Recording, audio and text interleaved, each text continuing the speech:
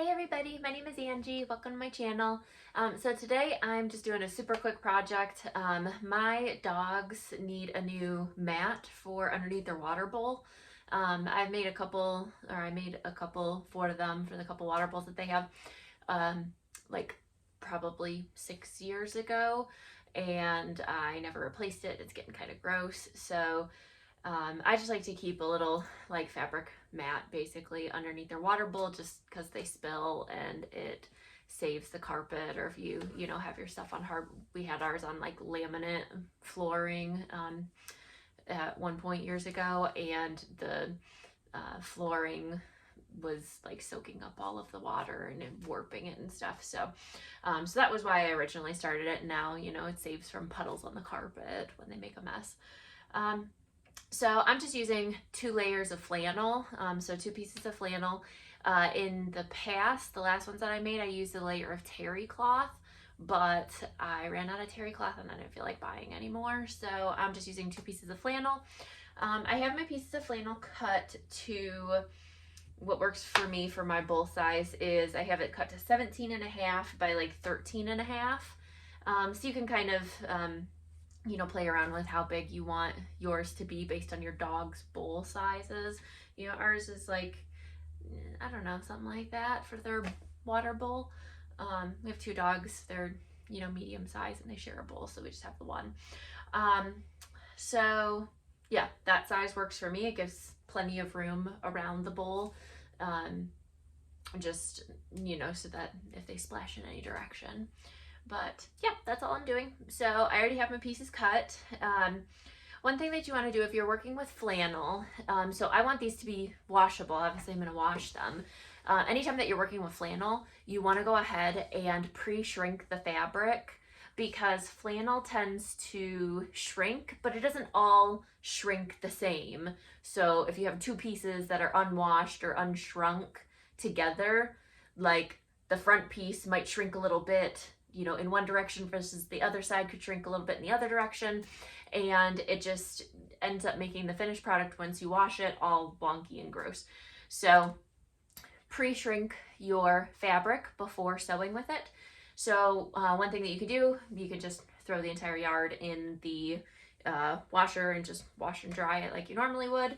The only thing with that is that the edges do fray quite a bit, especially in the washer. So just keep that in mind. Either serge or zigzag stitch the edges, or just know that you're going to have a lot of, I would account for like 3 or 4 inches of that yard being gone between fraying and shrinking. The other thing that you can do is, what I did is just kind of rough cut the size of the fabric that I wanted to use, or you can do the entire amount of the yard. But I wanted to leave some of it unshrunk, and only shrink up what I was using. So I just rough cut the size that I wanted, spritzed it pretty good with some water, and then tossed it in the dryer on high heat, and that shrunk it up quite a bit. That alone took, like, out of the 18-inch by 18-inch chunk that I cut, it probably cut like a ½ inch to an inch off of that. So it works pretty good. So that's all that I did.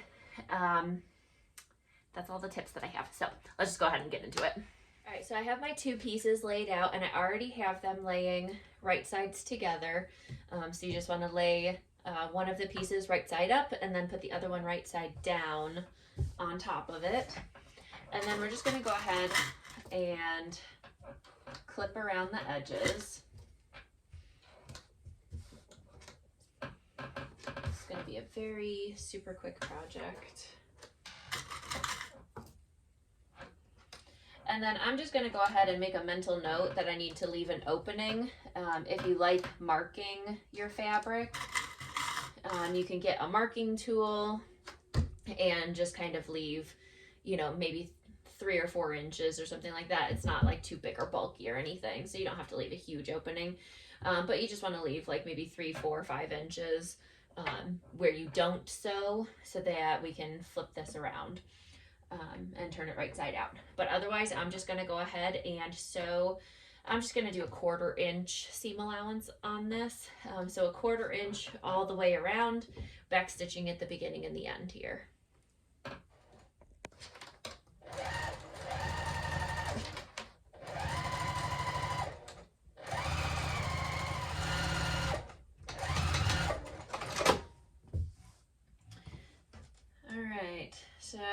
I only left like a 3-inch opening here, but I think that should be fine for turning it right side out. So now we use a small enough seam allowance that we don't really need to trim it down other than just at the corners here. It just helps the corners sit out or poke out a little nicer. So we just kind of clip off the edge, trying to get close to the corner there, but don't snip through your stitches. Otherwise you have to redo your stitching.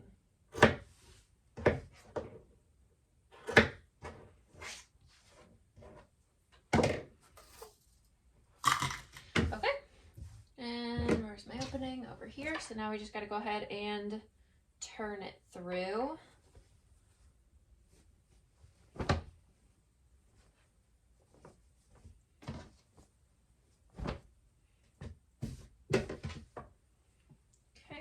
My corners, if your corners aren't sticking out nice enough, you can go in with like a blunt end pair of scissors like this, or like I keep a little wooden chopstick thing that I got in a bag of like polyfill, so I keep that on hand to poke out corners too, but these ones are looking fine, and it's just for my dog's water mat, so I'm not too worried about it. So now we just need to go over to the iron and just press out our seams, and sometimes they kind of like sit inside, like you just kind of have to like roll it between your fingers to get the edge of the seam right there, and we'll just give it a press all the way around. And then we're also going to go ahead and tuck in our seam allowance here and give that a press, and then clip that closed. All right, so I have it all pressed with my iron, and I folded in that opening right here and pressed it with the iron, and I just have it clipped closed. And now we just need to go ahead and top stitch around the entire perimeter, the outside perimeter, add an 1/8 of an inch seam allowance, which will close up that opening.